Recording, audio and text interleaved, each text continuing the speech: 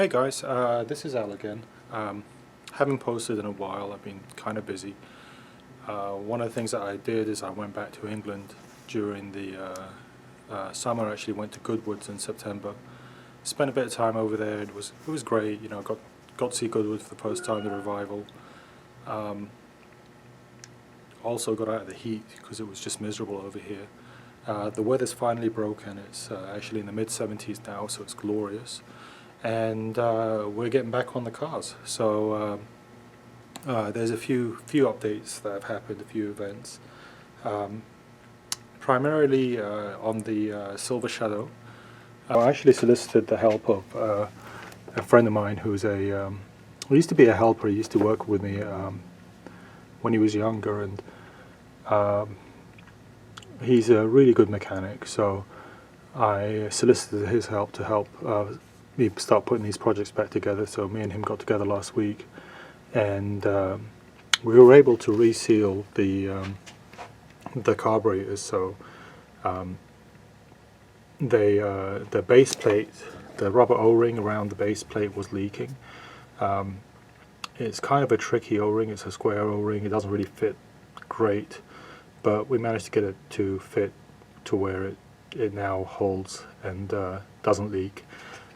I actually bought a new one of these because one of these was cracked, so I got one of those from a gentleman in California, and that solved that problem. So those little filter housings are also in good shape and they don't leak anymore.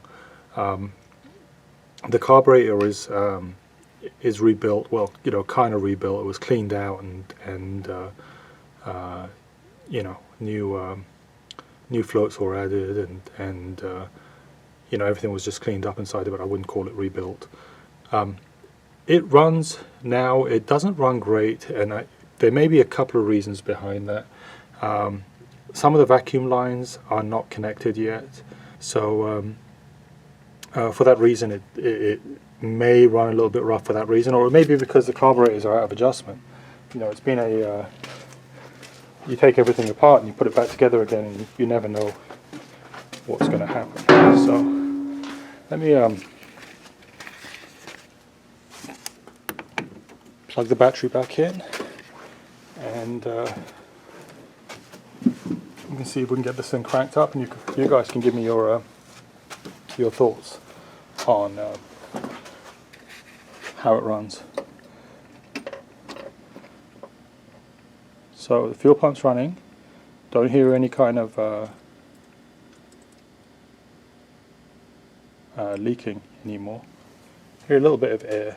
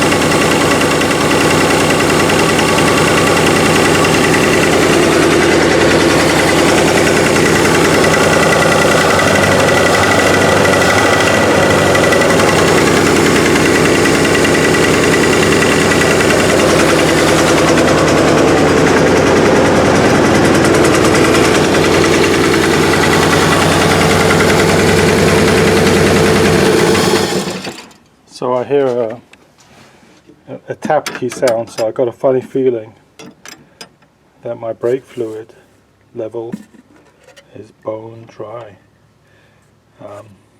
which wouldn't come as a surprise to me, but no, well, yeah, on one side is pretty dry, the other side has got some fluid, so that might be where you're hearing that tap tap tap tap tap sound. But you know, all in all, it runs better. You know, it revs. It doesn't leak when you leave the you know, when you leave the ignition turned on like it used to when the float balls were stuck. So that's a good thing.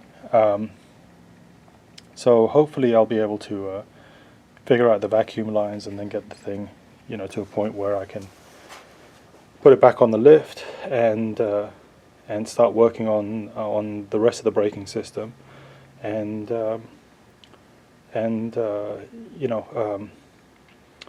just getting it road ready. Fix the exhaust and whatever else I need to do.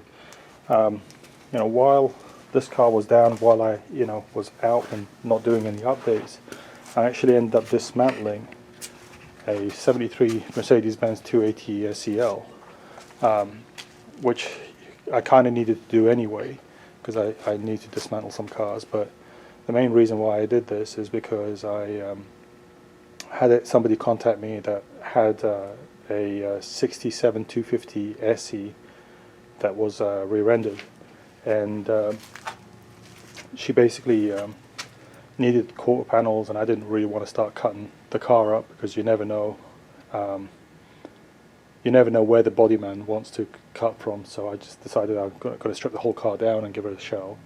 The nice thing about that deal is that I was able to salvage a whole bunch of parts that will be used to fix my 300 SEL 3.5, my other 6.3 that's all the way up there. Let's see if I can zoom into it there, and also on this 6.3.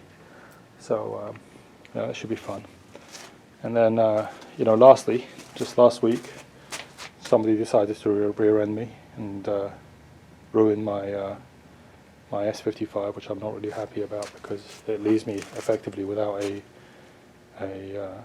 daily driver 4-door car. So that's kind of a bummer, but what can you do about it? I'm driving my truck right now. So this is pretty much my update. The car's running. It's running. It's not running great, but it's running, and it just probably needs some fine tuning on the carburetors. There was a whole bunch of hardware that we end up doing away with and replacing, because somebody basically gone to Home Depot and bought a bunch of hardware to use on these carburetors in the past. So because I have this 1980 that I bought, this fire damaged car, was able to salvage some parts from it, and you see there's the 4.5 engine and the rear axle from that car that I dismantled. This place is a real mess, but I was able to salvage some of the hardware from this car and use that. Still undecided about this car, really. I mean, inside the car is beautiful shape. Let me see if I can, real nice shape. Wood's in nice shape. The interior is in nice shape. So I'm not really that keen on dismantling it, but you kind of have to end up buying a parts car, and then you end up buying a parts car for the parts car, and it's kind of a slippery slope, so I don't want to go there either. So I just may sit here on the trailer for a while until I figure out what I need to do with it. But okay guys, well, that's it. I'm also going to do a quick update on the 6.3, because we've been working on that as well, but that'll be in a different video. Thank you.